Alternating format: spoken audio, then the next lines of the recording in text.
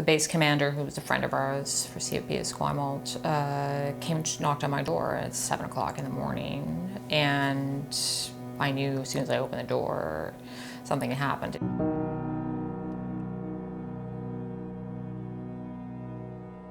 Well, I'm an officer in the Canadian Navy, and at the time I was captain of a ship, HMCS Algonquin, which is a destroyer based out of Victoria on the west coast of Canada. And we were at sea. We had just left the port of San Diego and we're on our way to Hawaii for a 2-month exercise. So after a long day, I decided to go for my regular workout about 10 o'clock at night.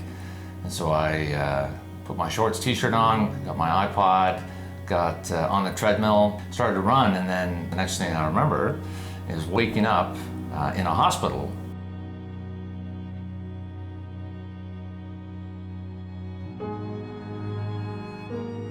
This is instantaneous, so they're literally, you are walking around and 1 minute you're not, and you really don't understand what happened, right? So it's complete. I mean, he was certainly, when we got there, the most disabled person at the Bruyère on that floor. So that was the only thing that really kept me going was, was talking to my husband, and he would say, I'm going to get better. And we actually didn't have like smartphones before that.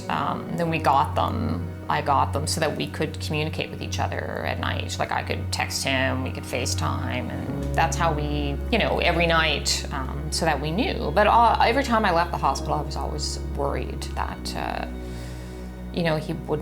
something would happen again, right? So that was really hard. So, but anyway.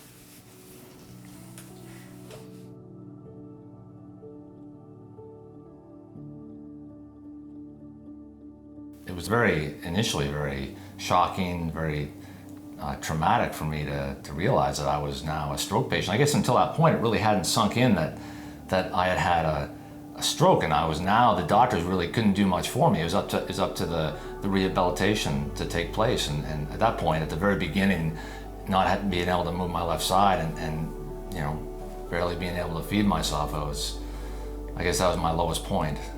It's a really important place in the community, and I think the work's done kind of quietly, and not a lot of people know about it, but I think it's very important. I mean, there really was nowhere else for him to go.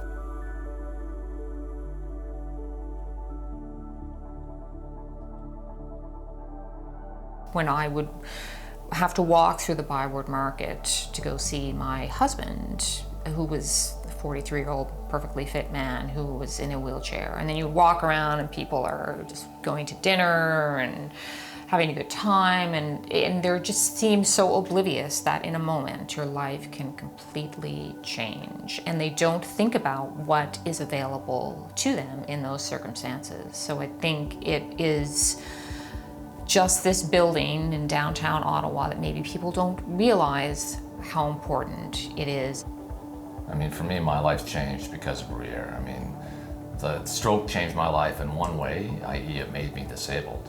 Bruyère took me out of that place and enabled me to get back to my family, to my wife and kids, and to my life.